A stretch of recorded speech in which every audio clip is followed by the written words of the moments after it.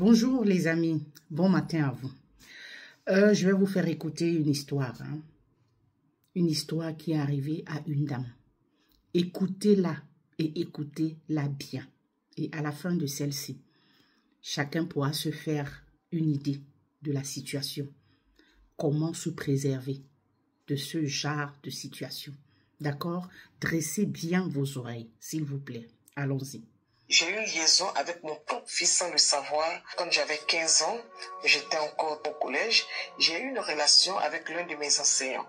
Par la suite, je suis tombée enceinte et mes parents, très stricts à l'époque, ne voulaient pas de cette grossesse. Ils ont voulu l'interrompre, mais le médecin a déconseillé parce que cela pourrait créer des complications. Et à l'accouchement, j'ai entendu les premiers cris de mon bébé, mais on m'a rapporté après que l'enfant était mort-né. J'avais pas le choix, j'étais impuissante, j'étais petite. J'ai accepté le verdict ainsi. Quelques mois après, mon père a décidé de me faire venir en Europe. Cela fait 30 ans et plus que je suis là. Il y a 9 mois de cela, j'étais un soir à la gare du Nord, je rentrais de mes courses. Étant à la gare du Nord, il y a un jeune monsieur, un homme, qui m'a approché. Il avait l'air angoissé, désemparé. Il m'a demandé de lui prêter mon téléphone pour passer un coup de fil. Son accent était similaire au mien. Je lui ai donc demandé, mais d'où il vient, qu'est-ce qui se passe? Il m'a dit d'où il venait. J'ai vu que c'était un compatriote. Donc tout de suite, j'ai accepté de l'aider, je lui ai passé mon téléphone.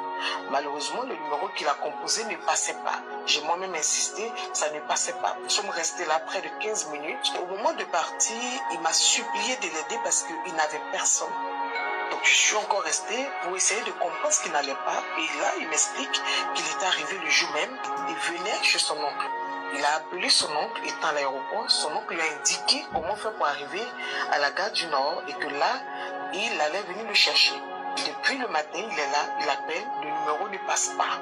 J'ai proposé qu'il vienne avec moi, vu qu'il faisait froid et tout ça. Donc il est venu avec moi. Il a mangé, il s'est rafraîchi, je l'ai installé.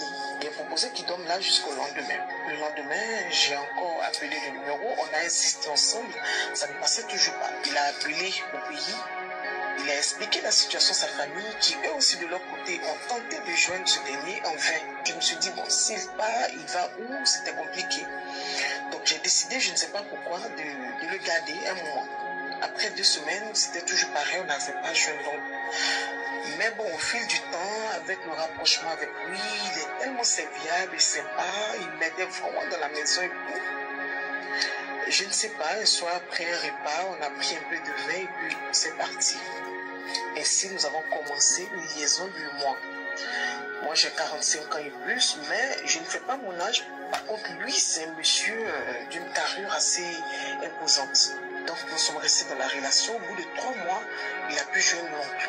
L'oncle a demandé où il était, il voulait l'adresse pour venir le chercher. Et il a demandé mon avis. Moi, j'étais déjà habitué à lui, et vu que je suis seul depuis très longtemps. Donc, je lui ai dit non, il peut rester, il n'y a pas de problème. Du coup, il a donné l'adresse à l'oncle, mais il a dit qu'il allait rester là. Nous sommes restés ensemble. Oui, au bout de 9 mois de relation, un jour, il m'a dit qu'il y a son papa qui venait du bled et qu'il aimerait me présenter à ce dernier. J'ai dit d'accord, il n'y a pas de problème. Le papa est venu, effectivement, on s'est rencontrés dans un restaurant avec l'oncle en question. Mais ça a été le début de mon enfer. On est arrivé un peu en retard, ils étaient déjà là. J'ai regardé le monsieur longtemps parce que ça faisait des années, je ne le reconnaissais pratiquement plus, mais il y avait quelques images qui me venaient à l'esprit quand même. Donc je le fixais tout le temps. Lui m'avait tout de suite reconnu parce que j'ai pas beaucoup changé. Il a gardé son calme, on a mangé, on a fait ce qu'on avait fait, chacun rentré. Il a demandé l'adresse et puis le lendemain, il a demandé à venir à la maison. Chose que j'ai acceptée, c'était un dimanche. Quand il est arrivé, il a demandé à échanger avec moi en tête à tête. Donc je suis restée avec son papa. Le monsieur m'explique que c'est lui le père de l'enfant et que c'est avec lui que j'ai eu l'enfant.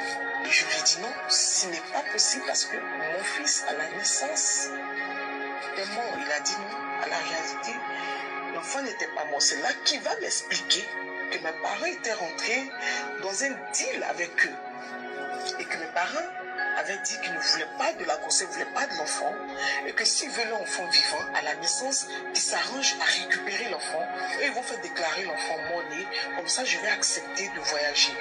Parce Parce que si l'enfant est vivant, je ne veux pas accepter de partir. Ils se sont tendus avec les sages-femmes et ils ont déclaré l'enfant mort-né. Et eux, ils ont récupéré l'enfant par derrière. Donc moi, je n'avais aucun contact avec l'enfant, aucune nouvelle de lui. Depuis plus de 30 ans, je suis en Europe, je ne sais même pas que j'ai un fils quelque part. Et le destin fait que je le rencontre, mais malheureusement, j'avais qu'une seule chose en tête, que la tête soulevée, que je rentre. J'étais dégoûtée de la vie.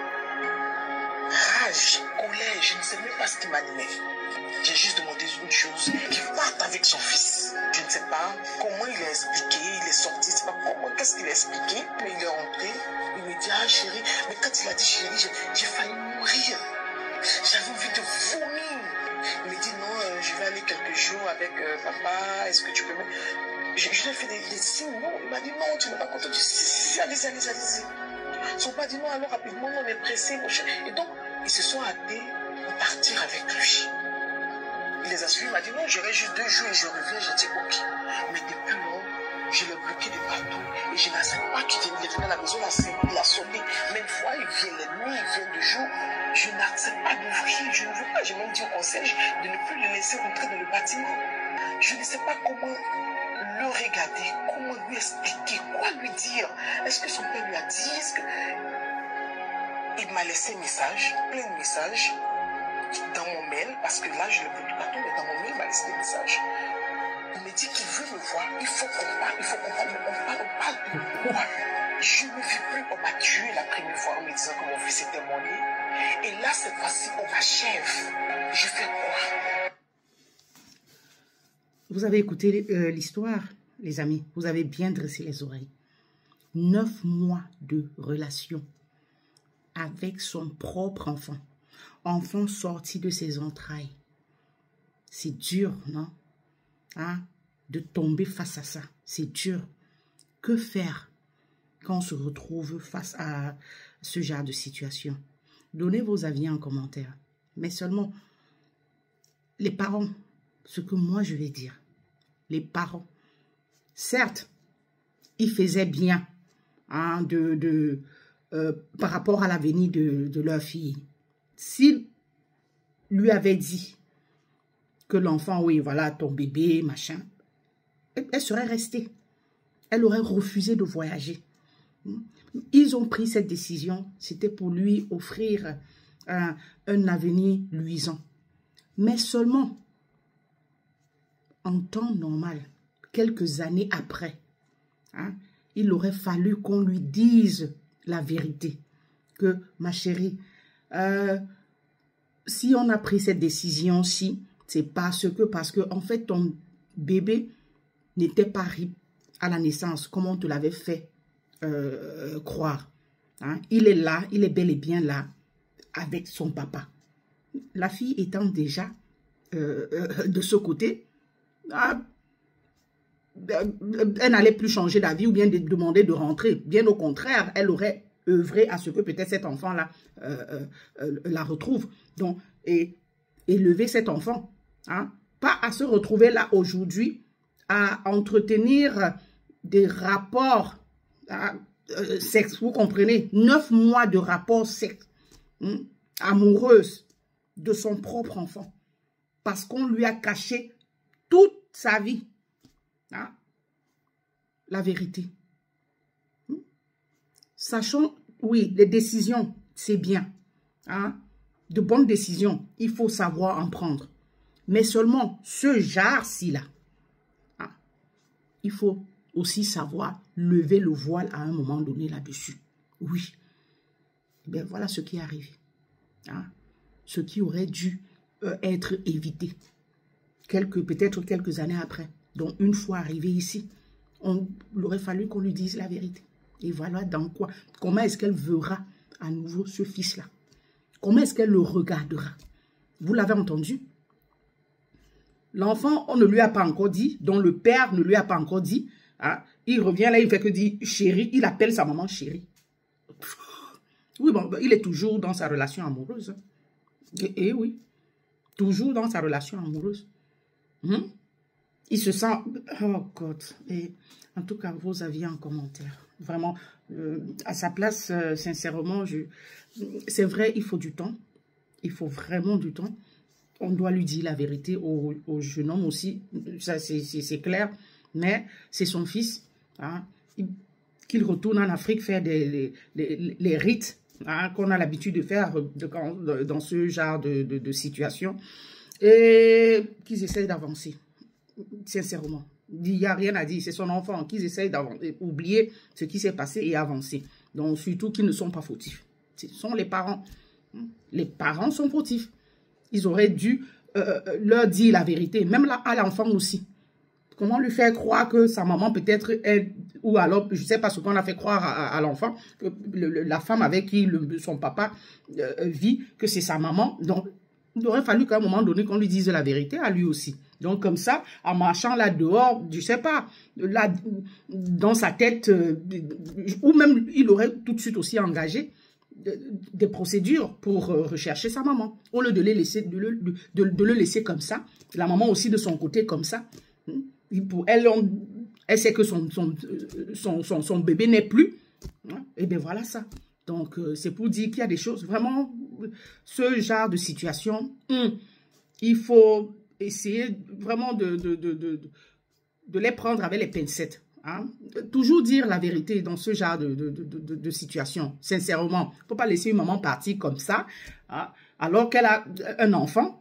Hein? Elle a laissé un enfant, mais il faut, à un moment donné, on doit lui dire. On doit lui dire la vérité. Hein? Pour pas que demain qu'elle tombe sur son enfant, hein? Ou bien que son enfant tombe sur elle, exactement comme ça s'est passé là. Donc, une erreur, une grosse erreur de la part des parents. Bon, que faire? Aller faire les rites. Et puis, pour annuler, je ne sais pas, supprimer quelques malédictions que ce soit qui adviendrait. Et puis, essayer d'oublier. Les amis, vos avis en commentaire.